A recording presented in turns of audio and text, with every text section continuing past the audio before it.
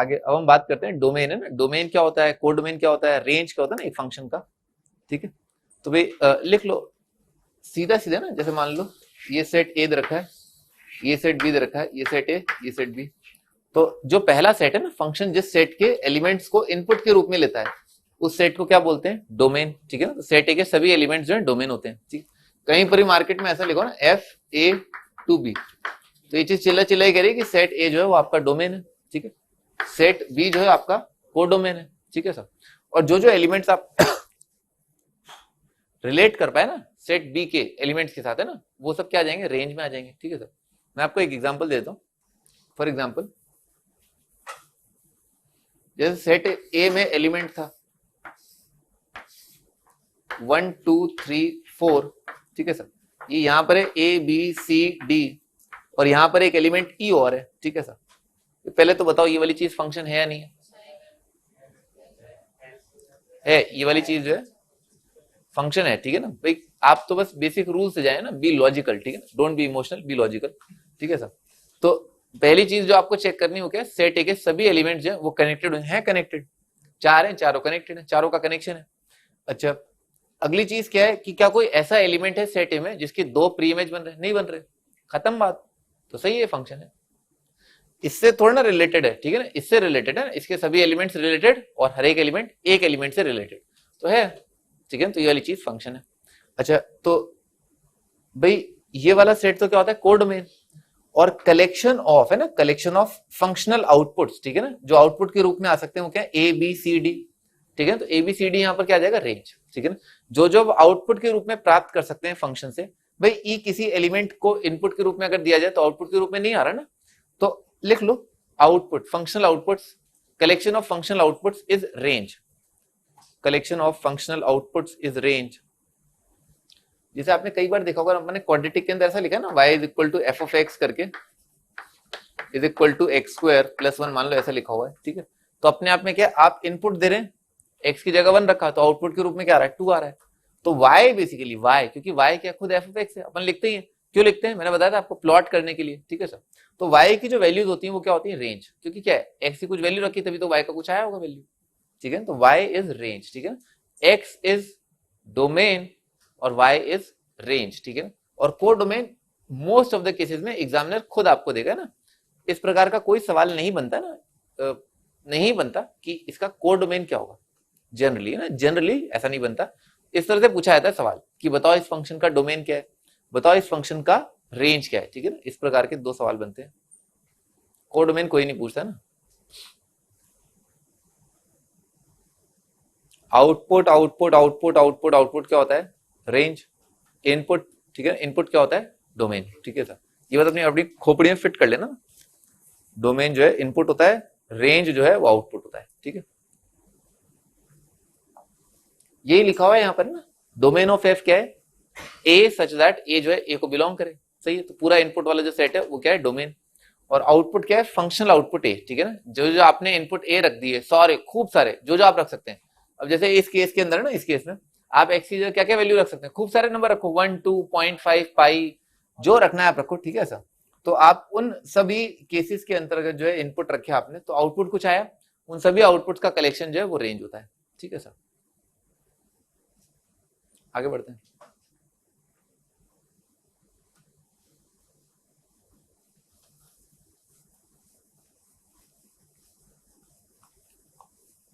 अभी next, it should be noted that range clearly दिख रहा है। अभी जो मैंने एग्जांपल बताया था उसके अंदर क्या है, एबीसीडी जो है वो क्या है, एबीसीडी ई क्या है, कोडोमेन, और एबीसीडी क्या था, रेंज। तो हमेशा ऐसा होगा, ठीक है ना, कि या तो कुछ एक एलिमेंट छूट जाएंगे आपके कोडोमेन के अंदर, या तो छूट जाएंगे या नहीं छूटेंगे। अगर छूट जाएंगे तो क्या होगा, कोडोमेन जो है वो बड़ा सेट हो जाएगा, ठीक है ना। और अगर नहीं छूटेंगे, जैसा मैंने पहले वाले एग्जाम्पल में लिया था, तो कोडोमेन और रेंज जो है बराबर हो जाएंगे। पर रेंज है ज्यादा बड़ा नहीं आ सकता ना कोडोमेन से, क्योंकि उसको मैपिंग ही क्या है, उसी एलिमेंट से करनी है। हाँ जी, अगला, चलो इसके बाद एक क्वेश्चन लिख लो। Check if following mapping is function और नॉट। आपको चेक करना है ये मैपिंग फंक्शन है या नहीं है।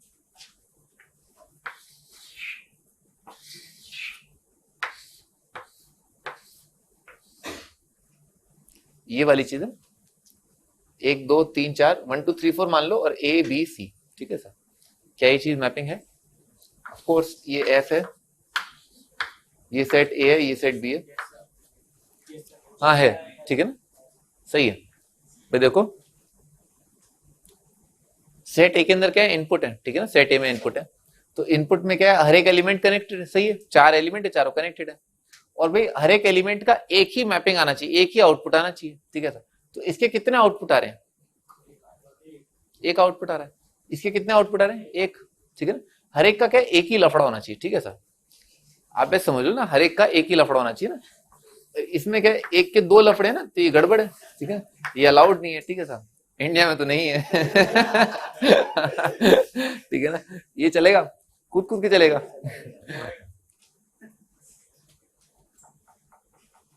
आगे बढ़ते हैं।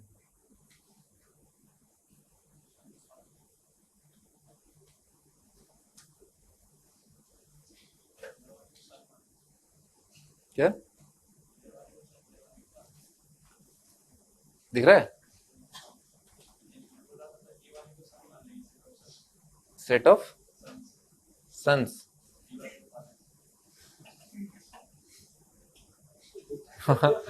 मैं तो हस्बैंड वाइफ मान रहा था आगे बढ़ते हैं।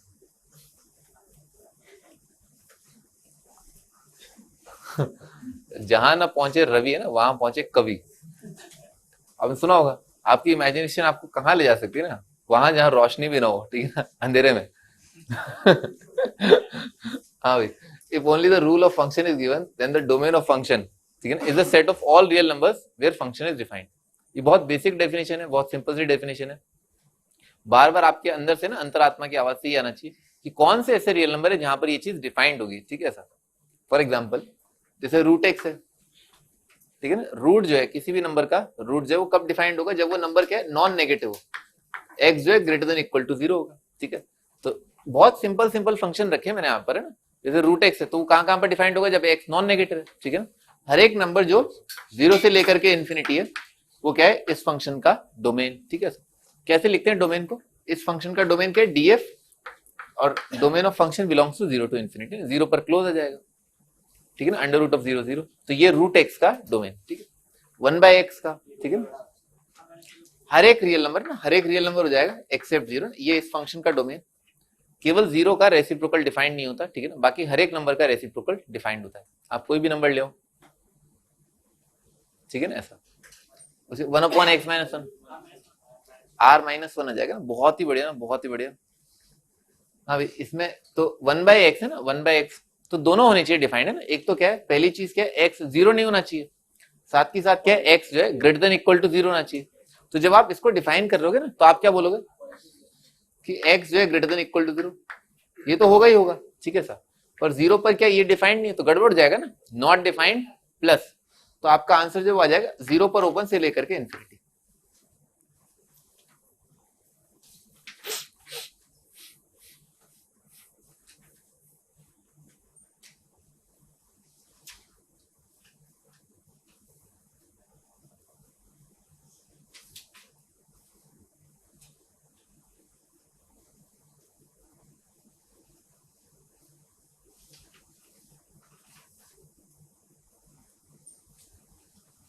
आगे बढ़ते हैं।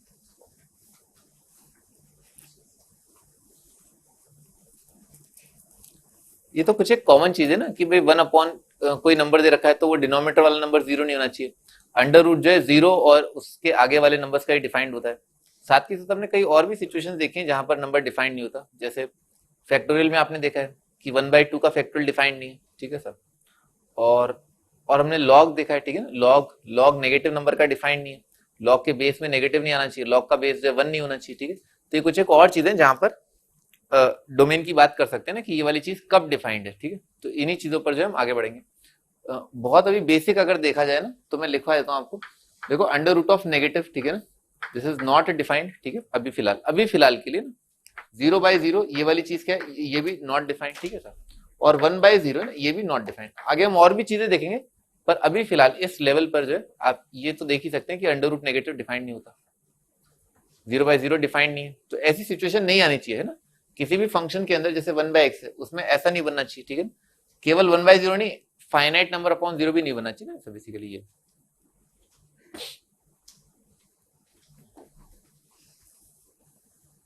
आगे बढ़ते, कंटिन्यूस फंक्शन भी अभी फिलहाल जो है कंटिन्यूस फंक्शन की हम डेफिनेशन कंटिन्यूटी चैप्टर के बिना दे रहे हैं, तो बहुत ही क्रूड डेफिनेशन है, बहुत ही सिंपल डेफिनेशन है। अगर एक फंक्शन का ग्राफ जो है आप बिना पेन उठाए बना सकते हैं ना, तो उस फंक्शन को कंटिन्यूस कहते हैं। बहुत ही सिंपल सही डेफिनेशन है। Function is continuous. Example sine cos, बचपन में आपको मैं साइन और कॉस के ग्राफ तो बनाई है, ठीक है सर। तो साइन कॉस का ग्राफ है ना ऐसे, ठीक है, ऐसे करके बन जाएगा।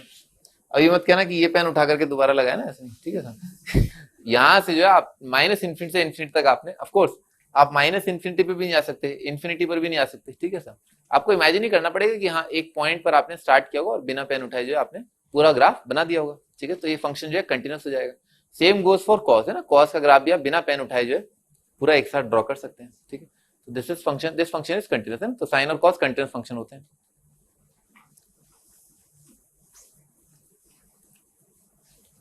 आगे बढ़ते हैं। cos x, x भी line y is equal to x की अपने देखिए इक्वेशन ना, एफ एक्स को जनरली y लिखते हैं और y is equal to x के ओरिजिन से पास होने वाली लाइन जिसका स्लोप 1 है। तो ये लाइन भी जो आपने बिना पेन उठाए ड्रॉ कर दिया, कंप्लीट कट, ठीक है सर। तो ये भी कंटिन्यूस। अच्छा अगला, फॉर अ कंटिन्यूस फंक्शन, अगर कोई फंक्शन कंटिन्यूस दे रखा है तो इंटरवल है ना, उस इंटरवल के अंदर जहां से वो मिनिमम से मैक्सिमम हो रहा है, ठीक है ना, तो उसका रेंज होता है। जैसे साइन कॉस का मिनिमम वैल्यू क्या है, साइन और कॉस कंटिन्यूस है, मिनिमम वैल्यू क्या है -1 और 1। इसका जो रेंज हो जाएगा ना, साइन और कॉस का रेंज जो है, आउटपुट जो है जो आप साइन और कॉस से ले सकते हैं वो है -1 से 1। ये अपन ने पढ़ा है ट्रिग्नोमेट्री में, कॉस से भी -1 से 1। आगे, let f and g be function with domain, ठीक है। मान लो एफ और जी दो फंक्शन दे रखे हैं, आप डोमेन निकाल लेंगे, ये चेक कर लेंगे भी कौन से जगह पर एफ जो है वो डिफाइंड है, कौन सी जगह पर जी जो है वो डिफाइंड है। तो अगर उन दोनों फंक्शंस को जोड़ दिया जाए या सब्ट्रैक्ट किया जाए, मल्टीप्लाई किया जाए, डिवाइड किया जाए, तो फिर उनके आउटपुट फंक्शन का जो डोमेन होगा वो क्या होगा ना, उसके बारे में जानते हैं। जैसे मान लो एक फंक्शन दे रखा है 1/x और दूसरा फंक्शन दे रखा है 1/x-1, ठीक है सर। ये f है और ये g है। इसका डोमेन क्या आएगा, ऑल रियल एक्सेप्ट 0, और इसका डोमेन क्या आएगा, ऑल रियल एक्सेप्ट 1, ठीक है सर। तो क्लियरली दिख रहा है, ऐसे फील आ रहा है कि दोनों फंक्शन डिफाइंड होने चाहिए। दोनों फंक्शन डिफाइंड मतलब दोनों चीजों का कॉमन पार्ट है। मैं बताता हूँ सेट की फॉर्म में। जैसे मान लो ये वो नंबर्स हैं जहां पर f डिफाइंड है, ठीक है ना, ये वो नंबर्स हैं जहां पर g डिफाइंड है, ठीक है सर। तो वो सारे नंबर जहां पर f भी डिफाइंड हो, g भी डिफाइंड हो, क्या कॉमन पार्ट आएगा ना, समझ में आ रहा है? दोनों डिफाइंड होनी चाहिए, तो इंटरसेक्शन आ जाएगा।